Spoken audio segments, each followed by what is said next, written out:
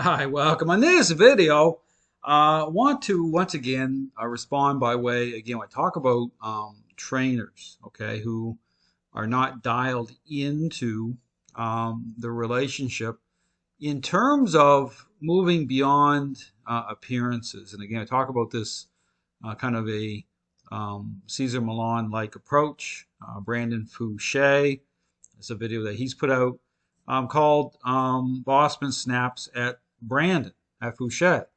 And here in this video, again, you're going to see another example of when I talk about, this whole issue about the stinking thinking. And even in terms of what the social connection represents in terms of defined, in terms of the social level, in terms of emotion. So I talk about, petting on, okay, a unstable dog, petting on a dog that has gained a level of control in the relationship and what that represents, okay, in terms of kind of like fire and gasoline. And again, I showed other examples of this type of a interaction, even in terms of Zach George, okay. If you go watch the Zach George video, where a dog, in a muzzle, shows a moment of aggression with Zach George.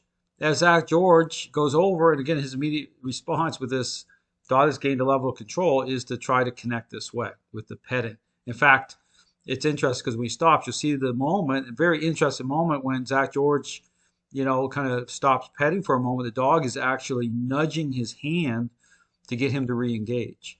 And so what that is, okay, it's a counterbalance, okay? Dogs that, again, connect in terms of owners, okay? It's no accident why the majority of owners that struggle, okay, in a relationship problem with a dog are the ones that are more emotional, okay, in that connection. And so with a dog that, in terms of what that represents, in terms of interpret it, through nature at the social level, it becomes weakness, okay? It actually will empower the dog. And so when you have a dog, and here's another example of this, where, okay, this whole thing with like, almost like being caught in between two worlds. It's about clarity. Understand clarity is really important to a dog, especially a dog that's gained level of control. And so when you start to engage that way, you start to engage by way of, rubbing and petting, you can trigger off a dog, okay? Because again, I showed an example of that in even one of my videos with Jack and Kaiser. I encourage you to go watch it on my YouTube channel, and you'll see, a individual, rubbing, okay, Kaiser at the moment of where, influence and control are coming together in a very specific way. And this, that hand movement, and you'll hear me say, okay, you'll hear around the video, don't pet, okay, before Kaiser even triggers off, okay, understanding what that represents, okay, it's like, again, fire and gasoline. So this is where clarity is really important. But here in this video, okay, this is another example of this, okay, so I talk about being dialed in to certain aspects of the dog and human dynamic and understanding what this connection represents, even in terms of emotion, petting, okay? You want to disengage from that, okay? Because what that does is, you'll even see it with the dog daddy, okay? There's moments where, he's doing it and it's almost like a show where a dog will go into a state of, looking great in a certain moment. But the question you have to ask is, in those moments, are they really great? Okay, goes into this whole thing about appearances. Like when you're using treats and when you're motivating dogs to respond, I talk about this whole thing about, appearances getting people into trouble because, it's context. Okay, dogs can gain an incredible amount of control in the relationship and for the most part, look balanced. Okay, and this is that whole disconnect saying, well, my dog is pretty good except. Well, the accept part is the truth, okay? Certain moments that reveal where influence and control are part of the interaction that's going to reveal. And in the pretty good part is the deceptive nature of appearances. So here with the muzzle, I understand this is the same thing with the Zach George type of triggering type of thing, is the muzzle represents control, okay? So when you're bringing a dog that has gained a level of control in the relationship under certain protocols, aspects of control, and here's another problematic dynamic is the off-leash part. Okay, I keep talking about this whole thing with some of these trainers that see the leash a certain way. Okay, but I talk about how influence and control are reconciled to provide clarity. Everything aligns, everything comes together, especially with dogs, again, gain a high level of control. So when you have certain things going on here, like the muzzle's on the dog, that's control. At the same time, the dog has a level of freedom. Okay, that's not good. Okay, within the parameters of what's going on here. And then the petting part. Okay, so understand that that becomes a problem. So let's play some of this video. Come here. Come here. So he's verbally trying to get the dog to come to him. I talk about this whole thing about, being specific in terms of being connected. Okay, how control is expressed beyond, verbal language. Okay, so the verbal language is basically a washout. Okay, understand that once a dog gains a level of control, then the owner's already signed a social contract with the dog. Okay, you do A and B, you get C.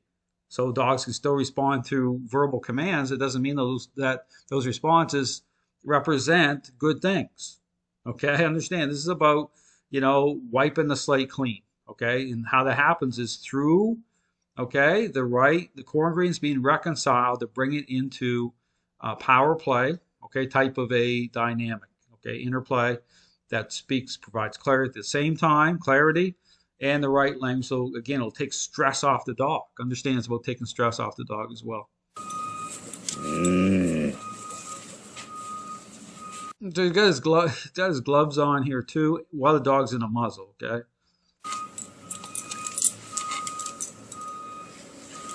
Come here. Hey. So there's a snap. There it is, okay? The petting, kaboom. I would suggest, I mean, if you watch my videos, I'm dealing with aggressive dogs. That clarity is important because it's not about triggering off this way. But when you start to pet and rub your hands, I showcased several moments of these with trainers, the balance trainers, force-free trainers, and the list goes on, okay? And why that's a problem is because if you're doing certain things like that, it represents the fact about not being dialed into what that represents. Okay, understand. So the whole goal here is to align everything in such a way that's going to, change the perception of dogs. It's going to close that door in terms of a relationship problem. This is a dog that has never been disciplined or dominated properly. So what does that mean?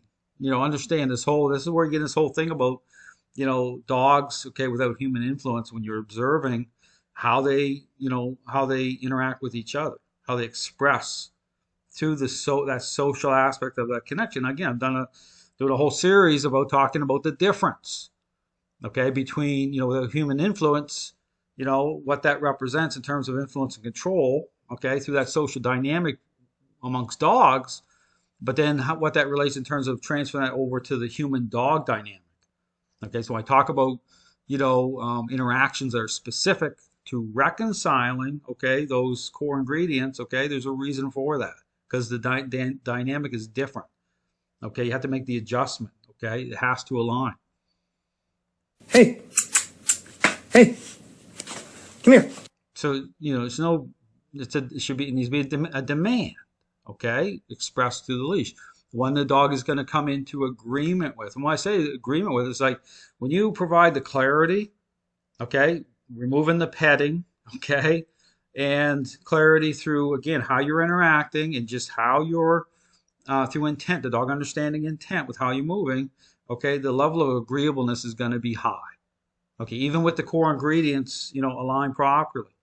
Because the clarity, that's the thing, the dog, about making sense to the dog. Through how it's a type of conversation that provides clarity. This isn't it. Never let anyone touch it. Come here. And she starts with the whole petting again, like for long periods of time. You would touch it, and then the dog would be aggressive. Because where you're understand because you're in the middle of a relationship problem. So that contrast. So if there's touch, it should just be touch, but based again on bringing the dog into the right state of mind first. You'll see how I'm doing on my videos. You'll see it through the push-pull method, and then exit the same way. Because again, understand that those rubbing motions, again, I put out a great video. Go watch the Christopher Fraze video I did on that. Christopher Fraze identifies as a balanced trainer, but you see him, even his posture, he's kneeled down on the floor, how his hands moving on the top of the dog's head. You'll see this dog trigger off several times, over and over again, moments of aggression, because clarity is absolutely critical. So all to say, when you get into this whole thing with these trainers, the whole thing with, what you see without human influence, a lot can be said about, what that represents from the point of, the human dog interaction. Thanks for watching.